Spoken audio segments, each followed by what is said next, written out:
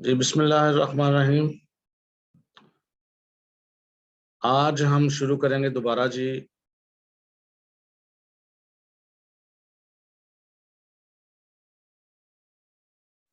Sorting के topic को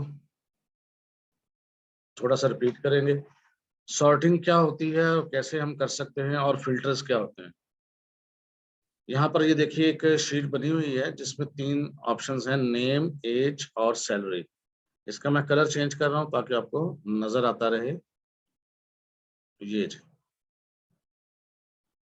अब हम किसी चीज को सॉर्टिंग ऑर्डर में लेके आना चाहें, अगर हम सॉर्टिंग ऑर्डर में कुछ इस तरह लेके आना चाहें कि 0 वाली चीज ऊपर और 9 वाली नीचे, या ए वाली सबसे ऊपर और जी वाली सबसे नीचे हो, तो हम कहते हैं ये असेंडिंग ऑर्डर है। तो यहाँ पर रहते हुए यहाँ पर अगर हम यहाँ पर ये देखें ऊपर रिबन में सॉर्ट ए टू जी पे क्लिक कर दें, तो यहाँ देखें वो नेम सारे के सारे सॉर्ट कर देगा ए टू जी।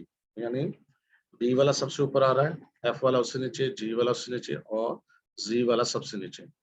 इसको डिसेंडिंग ऑर्डर में करना चाहें तो जी टू ए भी कर देंगे, तो डिसेंडिंग ऑर्डर में ये सारी चीजों को सॉर्ट कर देगा।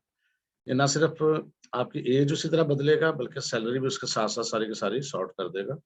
इसको मैं यहाँ सेंटर अलाइन कर रहा हूँ ताकि आपको नजर आता रहे, और इसको बॉर्डर्स भी लगा रहा हूँ।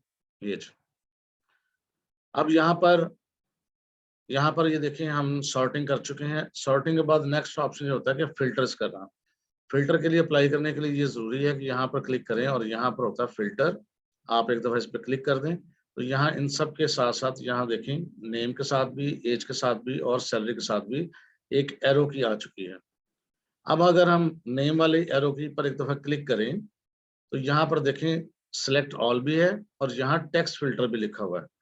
टेक्स्ट फिल्टर्स में क्या हो सकता है, यहाँ देखें इक्वल्स टू पर अगर हम क्लिक करते हैं तो एक विंडो आएगी। अगर हम इक्वल्स टू के साथ यहाँ पर लेट्स सपोज आर प्रेस कर देते हैं और ओके करते हैं, इट मीन्स अच्छा ये स्मॉल आर डाला था तो स्मॉल आर वाला कोई बंदा नहीं है, तो इट मीन्स के स्मॉल आर से शुरू होने वाले लोग आ जाते, तो कोई नहीं है।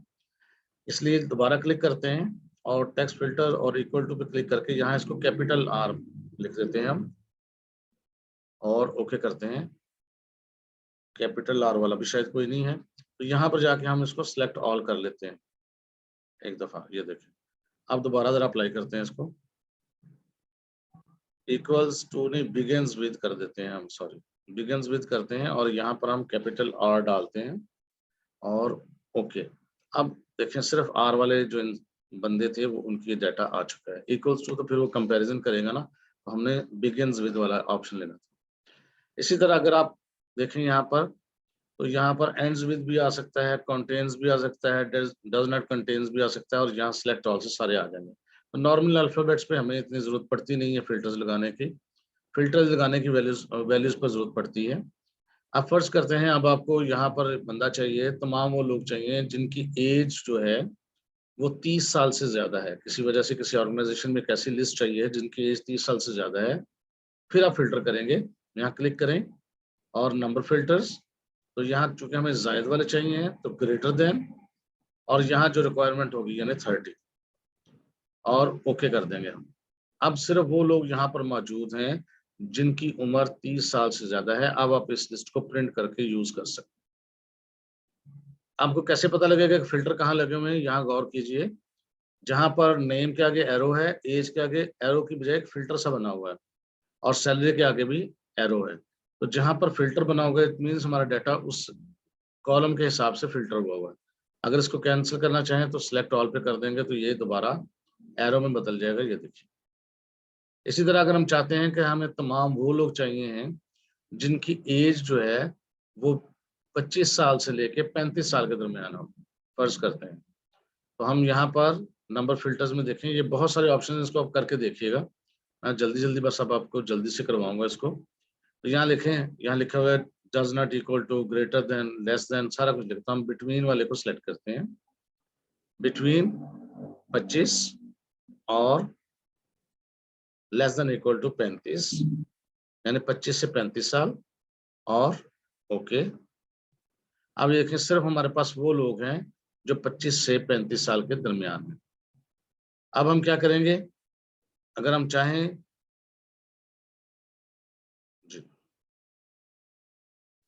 अगर हम चाहें तो इसको दोबारा से डिस्प्ले ऑल पे, सिलेक्ट ऑल पे क्लिक कर दें। और बिल्कुल इसी तरह सैलरी पे भी हम कर सकते हैं। अब हम चाहते हैं सैलरी जिनकी कम है, फर्ज करते हैं मैं जैसे एग्जांपल दे रहा हूँ, आपके ऑर्गेनाइजेशन वाले किसी को सपोर्ट करना चाहते हैं फाइनेंशियली, वो कहते हैं जी तमाम वो लोग लेके आए जिनकी सैलरी जो 20,000 से कम है, तो लेस देन पे क्लिक करें और यहाँ 20,000 लिख दें और ओके कर दें। अब सिर्फ देखें आपके पास वो बंदों की लिस्ट है जिनकी 20,000 से कम वाले बंदे हैं। इसी तरह अगर आप चाहते हैं कि जिनको टैक्स लगाना चाहते हैं, वो कहते हैं जी जिनकी सैलरी 35,000 से ज्यादा है वो लेके आए, फिर यहाँ पर आप ग्रेटर देन सेलेक्ट कर लें और यहाँ 35,000 मेंशन कर दें और ओके कर दें। अब देखें तमाम वो लोग हैं जिनकी सैलरीज जो हैं वो 35,000 से ज्यादा है। बिल्कुल इसी तरह आप अपनी मर्जी का डाटा जो है वो फिल्टर कर सकते हैं। अब यहाँ पर मैं इसको सिलेक्ट ऑल कर दूं। ये अच्छा जी, इसी तरह मैं कुछ फंक्शंस हमने लास्ट टाइम पढ़े थे, फंक्शंस पढ़े थे, अब मैं यहाँ पर वो एक दफ़ा अप्लाई करके भी आपको दिखा देता हूँ। फर्ज करते हैं यहाँ पर सैलरीज हैं, हम यहाँ पर चाहते हैं कि हमें मिनिमम सैलरी भी मिल जाए, मैक्सिमम सैलरी भी मिल जाए, एवरेज सैलरी भी मिल जाए, तो मैं यहाँ यूँ लिखूंगा टोटल सैलरी कितनी होगी वो यहाँ मेंशन करेंगे हम। उसके बाद यहाँ पर हम देखेंगे कि मैक्सिमम सैलरी किसकी होगी। जब कोई चीज़ आपसे मिसप्रिंट हो जाए, ये देखिए मैंने आर लिखना भूल गया हूँ, तो यहाँ पे क्लिक करके अगर मैं दोबारा टाइप करूंगा तो सारा टाइप करना पड़ेगा। आप F2 प्रेस करें, आपका जो एडिट वाला फंक्शन आ जाएगा, एक्टिवेट हो जाएगा, वहां पर जो करेक्शन करनी करके दोबारा आप एंटर प्रेस कर सकते हैं। ये मैक्सिमम वैल्यू या मैक्सिमम सैलरी, मिनिमम सैलरी, और उसके बाद हम यहाँ पर निकालेंगे एवरेज सैलरी, और फिर हम यहाँ पर कोई डेट और टाइम अगर हम किसी जगह लिखवाना चाहते हैं तो वो भी लिखवा लेंगे थोड़ी देर में। तो यहाँ पर ये देखें, सबसे पहले तो हमें ये रेंज का पता होना चाहिए। ये C2 है और आखिर पर है C13। ये आप जितनी भी लंबी रेंज इस्तेमाल करना चाहें कर सकते हैं। यहाँ पर हम C2 से C13 इस्तेमाल कर सकते हैं। तो यहाँ लिखेंगे is equal to some bracket start C2। वालेकुम अस्सलाम। जरा जी आप 1 मिनट होल्ड रखिएगा, एक मिनट जी जरा आप प्लीज होल्ड रखिए।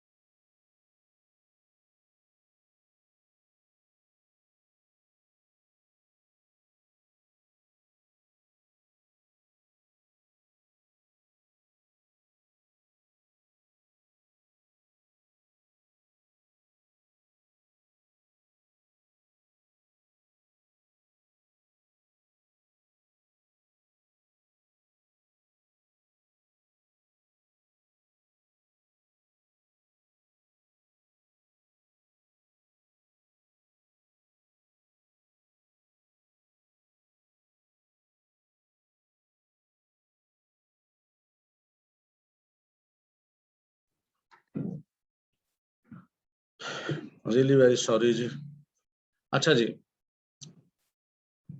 यहाँ पर हम लिखेंगे सम कॉलन और लास्ट था हमारा C13 तक जो है वो हम यहाँ पर ब्रैकेट लगा के इसको एंटर प्रेस करेंगे तो इसका जो भी टोटल होगा, यानी अगर आपको कहा जाए कि फलां फलां बंदे को इतनी सैलरी देनी है तो टोटल सैलरी कितनी बनती है, कितनी चाहिए, तो ये टोटल उसका आ गया।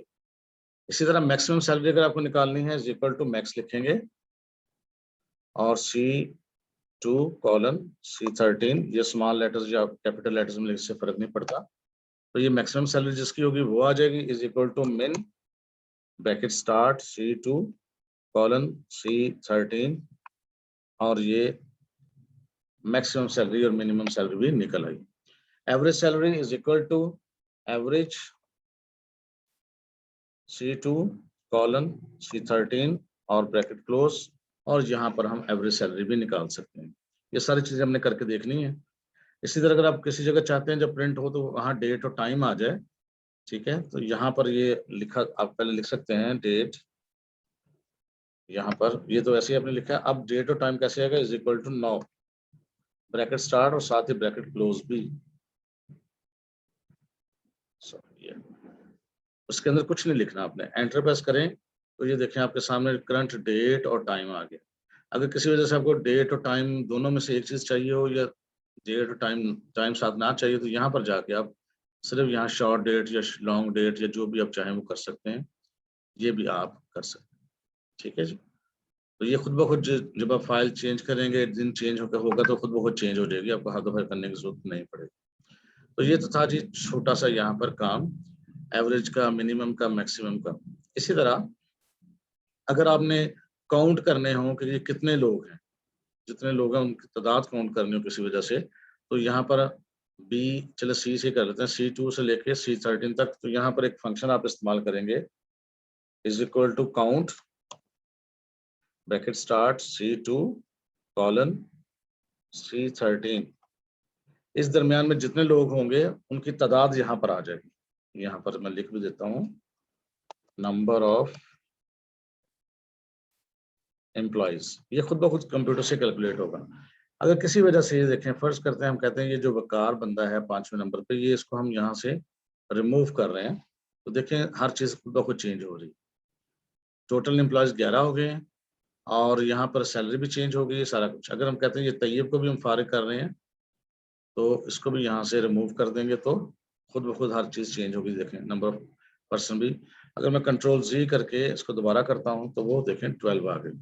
तो ये काउंट फंक्शन जो है वो नंबर ऑफ एंट्रीज जो है वो काउंट करता है यहाँ पर न्यूमेरिक वैल्यूज की। तो याद रखिएगा एक काउंट ए होता है वो अल्फाबेट्स को भी काउंट करता है, अगर जरूरत पड़े तो काउंट ए का भी आप इस्तेमाल कर सकते हैं। इसी तरह कुछ हमारे पास और फंक्शंस भी हैं, इसको थोड़ा थोड़ा देखेंगे हम, और उनको हम कहते हैं ये हमारे अल्फाबेट्स के फंक्शन हैं। ये अब जो चीजें हमने अभी पढ़ी हैं ये न्यूमेरिक फंक्शंस हैं। अब हम पढ़ेंगे थोड़ा अल्फाबेट्स के फंक्शंस। उसके लिए मैं ये करता हूँ कि यहाँ पर इसी शीट में ही काम कर लेते हैं हम, थोड़ा सा हम इस साइड पे चले जाते हैं। अब फर्ज करते हैं मैं आई जो है इसमें लिख देता हूँ पाकिस्तान। इसी तरह यहाँ लिख देता हूँ कंट्री। बस ये दो चीजें मैं लिख रहा हूँ। I1 और I2 और I3 में मैंने कुछ लिखा है, यहाँ पर देख लें ये I2 है और यहाँ पर देख लें ये I3 है। कलर चेंज कर देता हूँ। अब यहाँ कुछ फंक्शंस हम पढ़ेंगे। फंक्शंस कौन कौन से हैं? नंबर 1 फंक्शन हम पढ़ेंगे is equal to lower bracket start और I2। इससे क्या होता है, लोअर फंक्शन ये करता है कि जो भी आपकी टाइपिंग में चीज हो उसको लोअर लेटर्स में तब्दील कर देता है। ये देखिए, ये बाज़ औक़ात होता है हमें चीजों को कैपिटल में से लोअर लेटर्स में और लोअर में से कैपिटल को तब्दील करना पड़ता है। जैसे मैं यहाँ लिख देता हूँ माय नेम, बस इतना ही लिख देता हूँ I4 में। अब यहाँ मैं लिख देता हूँ इज इक्वल टू अपर और यहाँ मैं लिख देता हूँ I4 और एंटर। अब देखें I4 में माय नेम लिखा था, यहाँ भी माय नेम है, लेकिन ये लोअर लेटर्स में था, यहाँ कैपिटल लेटर्स में। ये बाजू का तो उस तरह इस्तेमाल होता है कि कहीं आपसे यूजर से एंट्री लेते हैं और आपको ये अंदाजा नहीं होता कि वो कैपिटल लेटर्स में एंटर करेगा या स्मॉल लेटर्स में या अपर लेटर्स में। फिर फंक्शन के जरिए आप उसको चाहें तो अपने अपर लेटर्स में ले जाएं, लोअर लेटर्स में ले जाएं, या जिस तरह आप चाहें। इसी तरह एक ऑप्शन है proper is equal to proper bracket start, किसी को भी आप दे दें एड्रेस, जैसे कि मैं देता हूँ I3। इससे क्या करेगा प्रॉपर कि वो पहला करेक्टर जो है वो सिर्फ कैपिटल करेगा, बाकी सारे के सारे लेटर्स को स्मॉल लेटर्स में कन्वर्ट कर देगा। ये देखिए पहला लेटर जो है वो कैपिटल रह गया, बाकी सारे के सारे स्मॉल में। तो तीन हमने फंक्शन पढ़े हैं, is equal to lower, is equal to upper और इज इक्वल टू प्रॉपर। अब ये पाकिस्तान तो लिखा है, इसके पीछे फंक्शन कौन सा लगा है, ये फार्मूला कौन सा लगा है। अगर आप यहाँ पर रखें इसको अपने पॉइंटर को, तो ये जो आपका फार्मूला बार है यहाँ पर आपको नजर आ रहा होगा, ऊपर कॉलम के नेम के ऊपर यहाँ पर देखिए हल्का सा छोटा सा लिखा हुआ है लोअर I2। इसका मतलब है इसके पीछे बिहाइंड फार्मूला कौन सा काम कर रहा है, ये फंक्शन कौन सा काम कर रहा है, वो ये चीज आपको बताएगा। अगर हम यहाँ रखते हैं इसको तो ये देखें अपर फंक्शन लिखा हुआ है, अगर यहाँ रखते हैं तो प्रॉपर फंक्शन लिखा हुआ है। तो यहाँ से ये जो फार्मूला बार है ये हमें गाइड करता है कि आपकी इस सेल के बिहाइंड कौन सा फार्मूला या कौन सा फंक्शन काम कर रहा है। यहाँ तो आपको सिर्फ रिजल्ट नजर आ रहा होता है, तो ये भी आप यहाँ से देख सकते हैं। तो एक हमने फंक्शन पढ़ा लोअर, अपर और प्रॉपर। उम्मीद है ये आपको समझ आ गई होगी। थोड़ा सा और चलते हैं आगे। बाज़ औक़ात हमें अपने अल्फ़ाबेट्स में से कुछ खास कैरेक्टर्स निकालने की ज़रूरत पेश आ जाती है ऑफिसेज़ में। कोई कोड जनरेट करने के लिए या कुछ मुख्तलिफ किस्म की चीज़ें करने के लिए, वो चाहे तो हम लेफ्ट साइड से भी ले सकते हैं कुछ खास कैरेक्टर्स, चाहे तो राइट साइड से भी ले सकते हैं। तो फर्ज़ करते हैं हम यहाँ लिखते हैं is equal to left bracket start I2, यानी I2 के लेफ्ट साइड से कितने कैरेक्टर्स चाहिए, यहाँ हम नंबर ऑफ कैरेक्टर्स लिखेंगे। फर्ज करते हैं मैं 3 लिख देता हूँ और ब्रैकेट क्लोज कर देता हूँ। जो भी मैं एंटर प्रेस करूंगा वो क्या करेगा, पाकिस्तान है उसके लेफ्ट साइड से 3 कैरेक्टर्स लेगा, यानी P, A और K। तो वो यहाँ पर डिस्प्ले हो जाएंगे। मैं यहाँ पर एंटर प्रेस कर रहा हूँ तो देखिएगा P और A और K यानी 3 लेटर्स डिस्प्ले हो गए। अगर मैं इसको मॉडिफाई करता F2 के जरिए और 3 की बजाय यहाँ पर मैं 4 यानी 4 लिख देता, एंटर प्रेस करता, तो देखें 4 कैरेक्टर्स आ जाते हैं। दोबारा F2 से मैं मॉडिफाई करता, इसको मैं यहाँ पर 5 लिख देता, एंटर प्रेस करता तो 5 कैरेक्टर्स आ जाते हैं। F2 करूंगा, यहाँ मैं अब इसको 2 लिख दूंगा तो देखिए 2 कैरेक्टर्स आ जाएंगे। तो अपनी जरूरत के मुताबिक आप इन चीजों में से चीजों को एक्सट्रैक्ट कर सकते हैं। ये कहाँ काम आएंगी ये भी थोड़ा हम आगे चलेंगे, फिर आपको अंदाजा हो जाएगा। इसी तरह अगर यहाँ पर हम लिखें राइट, पहले हमने लेफ्ट लिखा था, अब राइट, और सेम वही चीज I2 को ही इस्तेमाल करते हैं और यहाँ पर मैं 3 लिखता हूँ, यानी अब राइट साइड से 3 कैरेक्टर। लेफ्ट साइड थी P वाली, पाकिस्तान की P वाली लेफ्ट साइड थी, और N वाली साइड जो है वो राइट साइड है। तो वहां से 3 कैरेक्टर से मुराद TAN, ये आप ले सकते हैं। इसी तरह अगर मैं यूं लिख देता is equal to right bracket start I2 comma 4, अब वो क्या करता STAN, वो चीजें आपको वहां से एक्सट्रैक्ट करके देता। तो ये हमने पढ़ लिया है लेफ्ट फंक्शन और राइट फंक्शन। बाज़ औक़ात ये होता है कि हमें किसी खास पोजीशन में से खास नंबर ऑफ कैरेक्टर्स दरमियान में से चाहिए होते हैं, उसके लिए हम फंक्शन इस्तेमाल करते हैं मिड फंक्शन। में इक्वल टू नहीं डाल रहा आपको समझाने के लिए, उसका फार्मूला मिड फंक्शन इस्तेमाल करते हैं, ब्रैकेट स्टार्ट करते हैं, यहाँ पर हम लेबल या टेक्स्ट देते हैं, जो भी टेक्स्ट हो, कॉमा देके उसकी पोजीशन देते हैं और कॉमा देके नंबर ऑफ कैरेक्टर्स दे देते हैं। ये इसका हम फार्मूला इस्तेमाल करेंगे मिड फंक्शन का।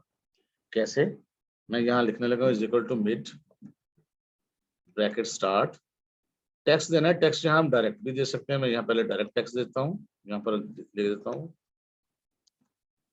एग्जामिनेशन, जो भी आप टेक्स्ट देना चाहें, कॉमा।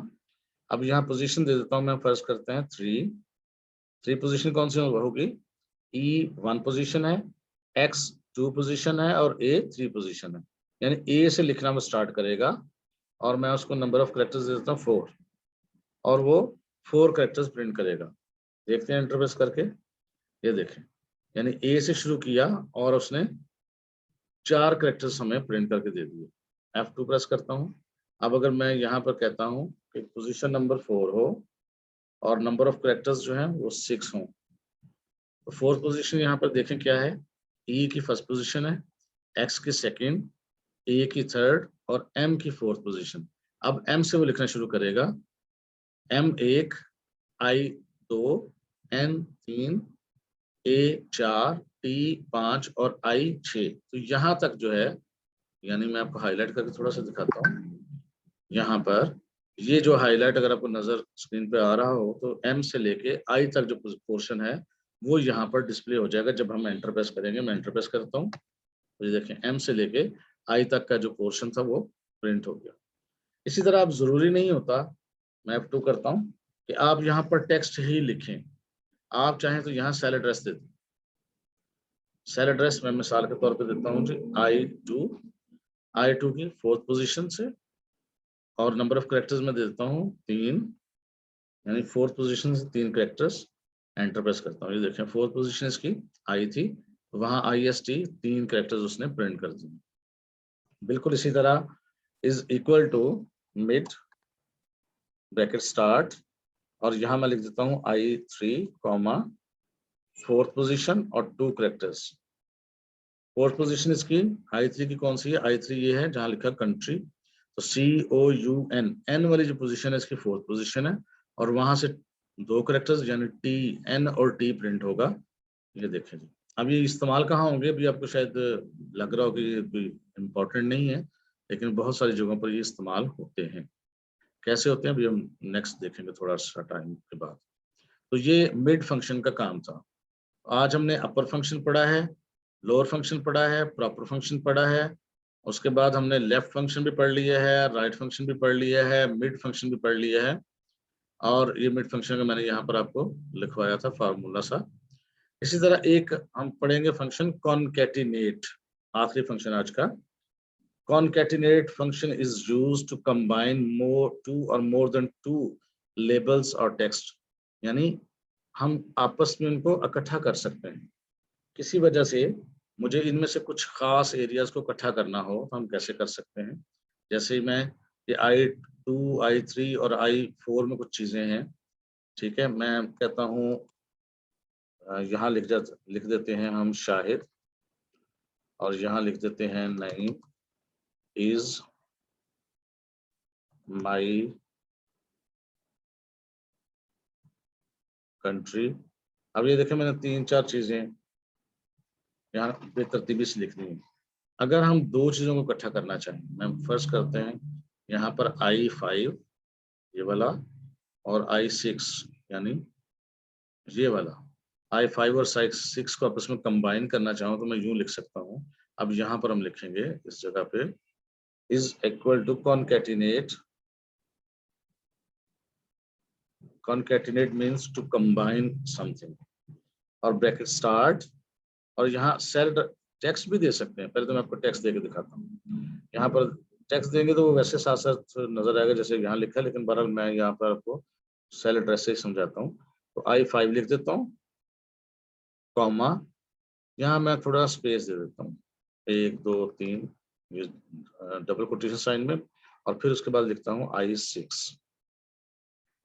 इसका मतलब ये है कि I5 में जो है उसके और I6 के दरम्यान में थोड़े से स्पेसेस मैंने वैसे दिए जानबूझ कर उसको इकट्ठा कर दे। एंटर प्रेस करते हैं, देखिए वो नाम जो है वो इकट्ठा हो गया। और अगर हम स्पेसेस ना देते, अगर मैं इसको यहाँ से स्पेसेस जो है वो रिमूव कर रहा हूँ, सिर्फ I5 और I6 लिखता तो बिल्कुल साथ जोड़ जोड़ के उसको यहाँ लिख देता, तो लिहाजा मैंने इसलिए उसको स्पेस दी थी।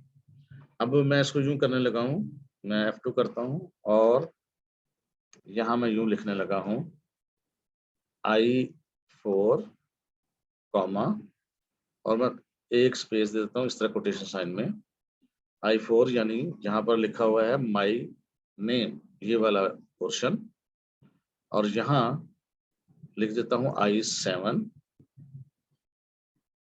कॉमा, और यहाँ कोटेशन साइन में एक स्पेस दे रहा हूँ।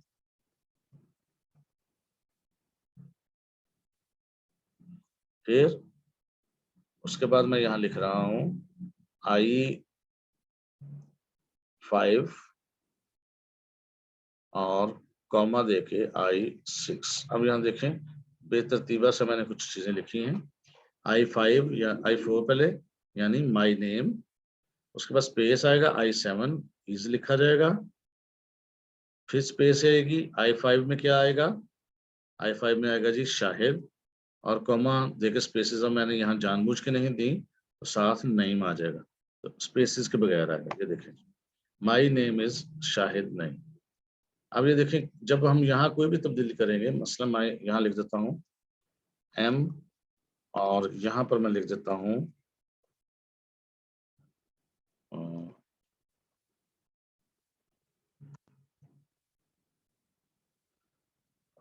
ये, यहाँ देखें खुद ब खुद नाम चेंज हो रहा है। मैंने मोहम्मद तैयब लिख दिया, नाम चेंज हो गया। वहां से भी नाम, जैसे हम डेटा अपडेट करेंगे वहां से भी नाम चेंज हो रहा है। लेकिन हम कर क्या रहे हैं, हम दो या दो से ज्यादा चीजों को आपस में जोड़ रहे हैं। दोबारा इसको एक एग्जांपल देखते हैं। नीचे की तरफ मैं लिखता हूँ इज इक्वल टू कॉन्कैटिनेट